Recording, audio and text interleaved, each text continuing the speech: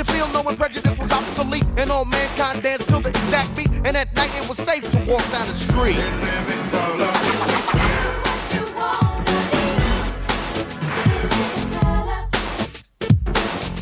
living color. You can do what you wanna do. In living color. Everybody here is equally kind. In living color. What's mine is yours and what's yours is mine. In living color. And how would you feel knowing everybody was your friend? From thin to thick and through thick and thin, and egotistical trips was put to an end. In living color. You can do what you wanna do. In living color. You walk on the moon, float like a balloon. You see, it's never too late and it's never too soon. Take it from me, it's alright to be. In living color. And how would you feel knowing prejudice was obsolete and all mankind danced till the exact beat? And at night it was safe to walk down the street. In living color. You can do what you wanna do. You live in color. Ladies and gentlemen, Keenan Ivory Wayans.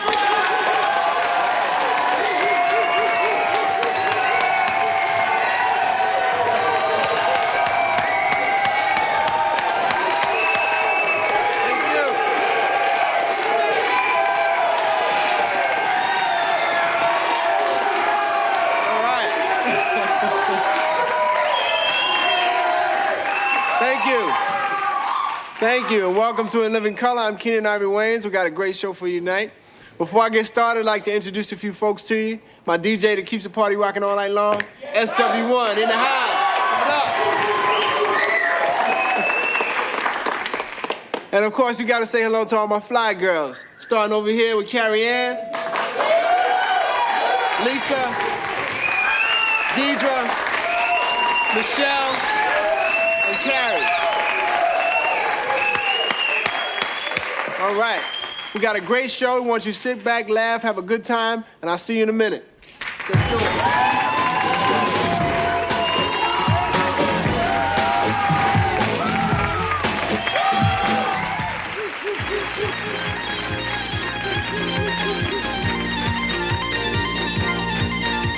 All right, welcome back to Love Connection.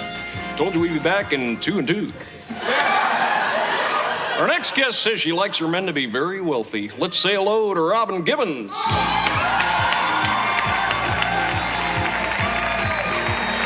Hi, Robin. Hello, Charles. Don't ever call me Charles, I'll go off. So, Robin, tell us about this wealthy thing. Well, Chuck, I don't want people thinking that I'm the type of woman who's only interested in the size of a man's wallet. Mm-hmm. I mean, there are things that are just as important. Like what? Well, like what's in the wallet. Am I right? Thank you. Okay. Well, Robin, last time you were here, you picked a man to go out with. Now you're back to tell us how it went. Let's say hello to Mike Tyson. Hello,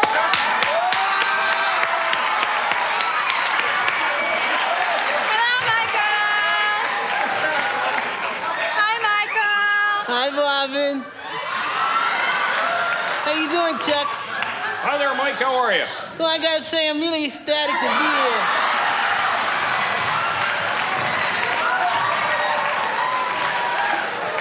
All righty then. Robin, tell us how the date started. Well, at first I called Michael, and of course things didn't go very well because he's just a boxer from Brooklyn, and of course I was a Harvard medical student. What about you, Mike? What did you think of Robin? Oh, well, Chuck, when I first saw Robin, I was ecstatic. I mean, she had this really tight dress on, you know, the kind with the push-up bra, and her breasts were like popping right out, like hit me right in the eye, you know? And as soon as I saw him, Chuck, I said, wow, I'm in love, you know? Sounds like you two really hit it off. So where'd you go first? Well, first, Chuck, we went to this lovely little jewelry store where I allowed Michael to purchase me a very lovely ruby, diamond, and sapphire collection and a matching car. Sounds nice. Did you give Mike anything? Lithium. It made me feel really ecstatic, Chuck. Uh-huh. Yes, we know, Michael. We know. So, where'd you go next?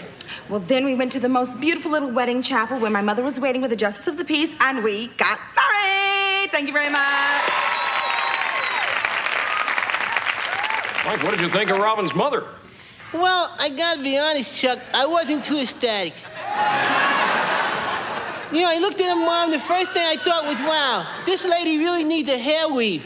And I'm sorry, Robin, I'm really sorry, darling, but your mom's head, her forehead is just way too big. And she just has too little hair to cover it. You know? But I tell you something, though, what really separates Robin from her mom is class. Because the Franks would still bother me because I had a boiled egg, too. And I kind of cut one in the car, you know? And her mom made a big stink out of it. Ron, we're almost out of time. Tell us about the rest of the date. Well, Charles, after the bank, the lithium began to wear off, and Michael went a little wild. Oh, Didn't you, come Michael? on, What Robin. happened, Mike? Oh, well, Chuck, it was really simple. It was quite innocent. You know, I was in the parking lot picking up the car. I'm waiting on Robin and her mom. And I see this girl. She has a really nice butt. So I walk over. I go, hi, my name is Mike. And then I shove my tongue down her throat, you know? And this guy comes over and goes, hey, that's my mother. So I punch him in his gut, you know, and he started making little moving noises. It was pretty funny. He was like, oh, God, I'm bleeding internally. It was pretty funny, you know? And it reminded me of the Bonecrusher Smith fight where I hit him in his third rib and then tried to push his nose up into his brain, you know? I came in with a rib back. Whoa. Ding. Down. Ding. Wow, that was quite a date. Let's see who our audience picked for you. Was it Mike? John Kennedy Jr.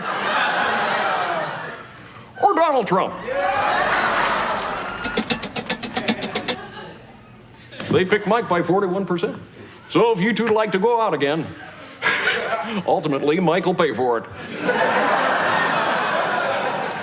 Well, there is a lovely little fur salon I'd like to go to. Michael, I wouldn't mind. What about you, Mike? I guess it's all right, Robin. Well, be sure to come back and tell us about it. Hey, Mike, maybe I'll see you on Scrabble sometime. Yeah, right. Hey, ecstatic. E-X-K-I-T. All right? Are you going to tell him he's wrong? Well, that's it, folks. I'm Chuck Woolery. Until next time, may all your dates be a matter of public record.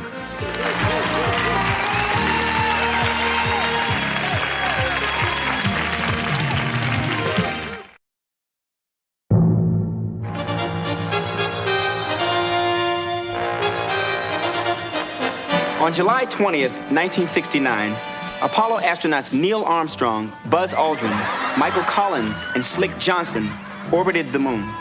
Collins remained in the command module, and Armstrong, Aldrin, and Johnson landed the small lunar module on the moon's surface. While the men were exploring the area, Armstrong received word from Mission Control that a system malfunction had left them with only enough fuel to take 3 of the 4 pioneers safely back to Earth. After conferring with Collins and Aldrin, Armstrong sent Johnson out to find a nice spot to play volleyball. Minutes later, the landing module took off, leaving Slick behind. Hey, come on, y'all stop playing, man. Hey, yo, that's not funny. That's not funny, man. Come back here. The mission was an otherwise perfect success, and an embarrassed NASA deleted all references to Johnson from its official literature. Tonight, we salute Slick Johnson, the first black man on the moon. I'm Tommy Davidson with another great moment in black history.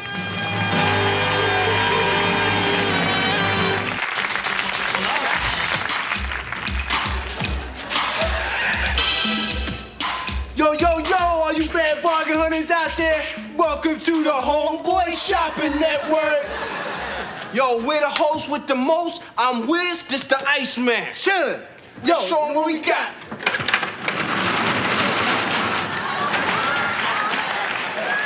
For all this stuff, man. It's like a warehouse sale. All this stuff we got. Let's show them first time. All right, we got this. For your automotive needs, we got car phones. We got car stereos. We got car alarms. And if you act now, we could probably get the car. Yo, give them the number. All right, yeah. Operators are standing by. 555-4396. Yo, our next item up for sale, jewelry. Look at all this stuff. Look at all this. Lovely assortment of gold chains. Some of them have been broken in transit, though. Oh, lovely diamond clustered ring. Oh, wow, look at this one. Oh, man. You gonna keep it? That's not, yeah. I'm sorry, customers. That was merely a display item.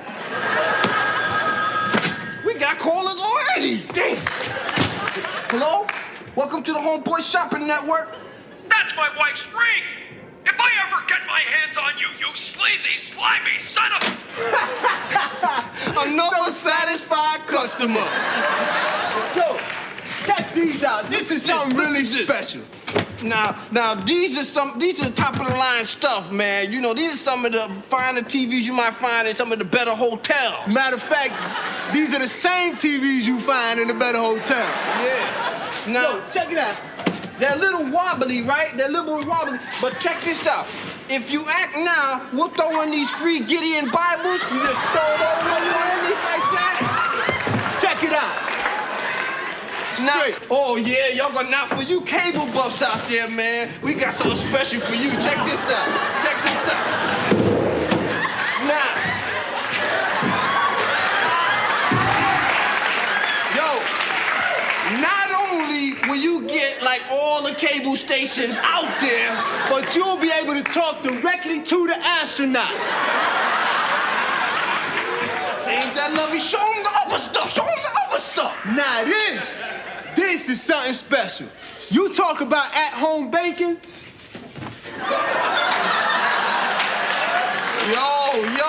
Yo, all you gotta do is hook this bad boy up in your house, And man. what you got? You throw the card in there, boom, or somebody else's card, boom, like that. More money, more money, more money.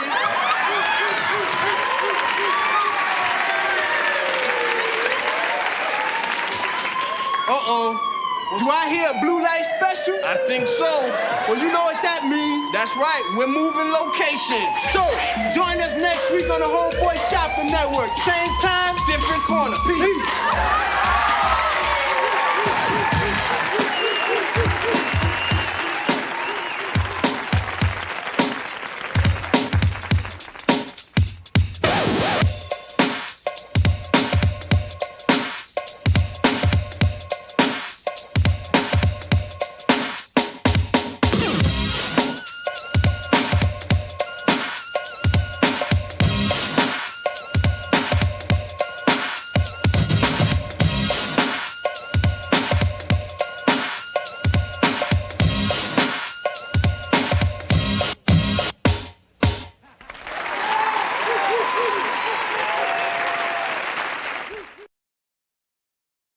Hi, this is Red Fox with your 1990 tax tips. Tip number 1, pay them. Tip number 2, if the IRS man show up to your house, lie about everything, especially who you is. Get back to work, you crusty old heathen! Oh, Lord, I thought I flushed my toilet. I'm the one who saved you from the IRS. You belong to me now. And when you finish cleaning up and dusting in here, I want you to come in the room, massage my feet, and bop the pimples on my back. Oh, Lord, there's gotta be a better way. Somebody help me. Eddie, Richard, Lamont, somebody tell Michael Jackson come get Bubbles. Come here, you old geezer. You might love Celine now.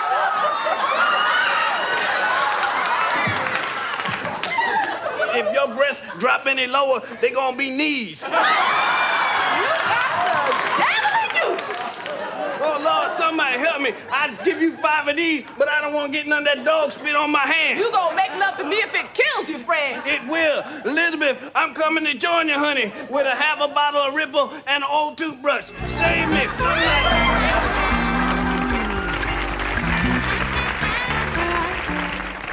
I was buying a shirt at this clothing store. and I was out of cash, so I gave the salesman my Equity Express Gold card. I got a call from the store manager. He said he was suspicious of a customer trying to use an Equity Express card. From the manager's description of the man, it was clear he wasn't the right sort to be carrying a gold card, if you know what I mean. So I ran a check on his credit. I knew my credit was good, because I just paid my bill. But the manager asked to see my driver's license. I gave him that. My birth certificate, no problem. Mother's maiden name, I had that too. You see, this had happened before. He answered all of our questions easily.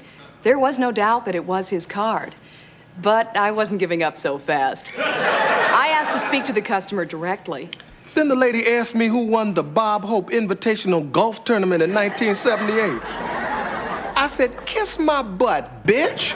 Approve my credit. I had him.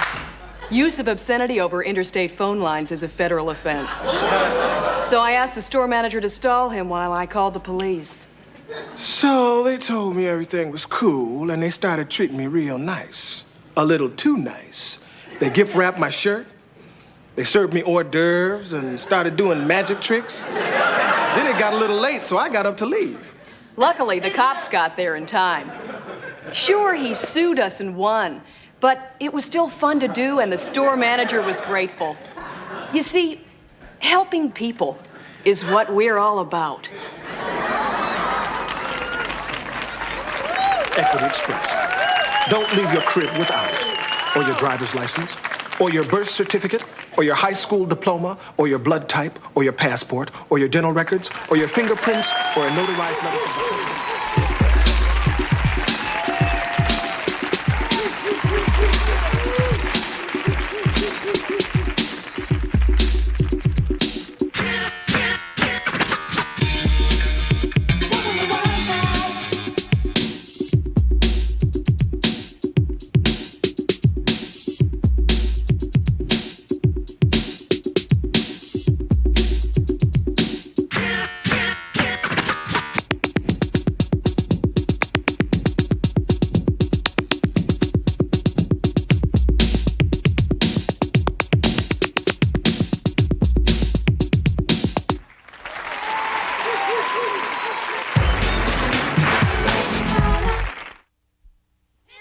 And now, Public Access presents Men on Films. Hello, I'm Blaine Edwards. And I'm Antoine Merriweather. And welcome to Men on Films. We're going to be reviewing the latest film from a male point of view. First up is that controversial movie, Do the Right Thing. Now, I really like little Spike Lee's courage in making this film. I especially like the way he mixed the racial tension with the violence in order to give his message. Do the right thing. Come on out the closet. Don't be afraid to be who you is. Black, white, or whatever. Ain't that the truth, Ruth? Now I'd like to talk about an exciting new film, Karate Kid Part 3. It's all about men working out their problems in a very physical way. It was all so primitive. And you know, I really enjoyed Mr. Miyagi, played by little Pat Morita. Ooh, and that Ralph Macchio. 3 words, fabulous. Boy,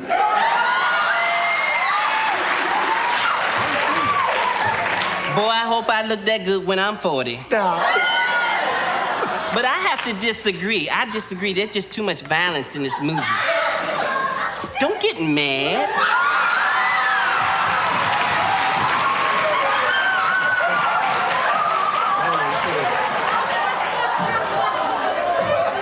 You better give me back my scarf.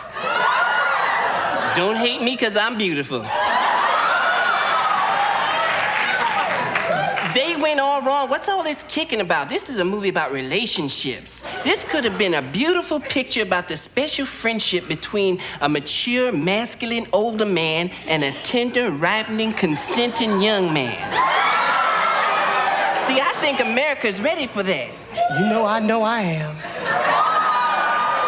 I bet you is. Now I'd like to talk about a film I've been anxiously waiting to see, Great Balls of Fire.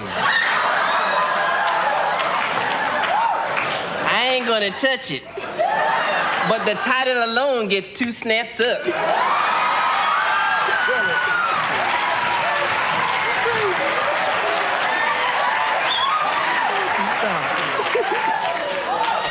Now let's talk about some films that are soon to come out on video. First up is Black Widow, starring Teresa Russell and Deborah Winger. Hated it. Also coming out is Miss Firecracker. Is that Gene Anthony Ray's new movie? Holly Hunter. Hated it. And we finally have Dangerous Liaison, starring John Malkovich and Glenn Close. You know, John Malkovich is like every moviegoer's fantasy. I found myself just alone at night just thinking about his intensity. Yeah. What you think of Glenn Close? Oh, I loved him. And I really have to admire the producers for daring to cast a man in that role. I mean, that really made the picture for me. Hello? Glenn Close is a woman. Clutch the pearls. What a sneaky thing to do.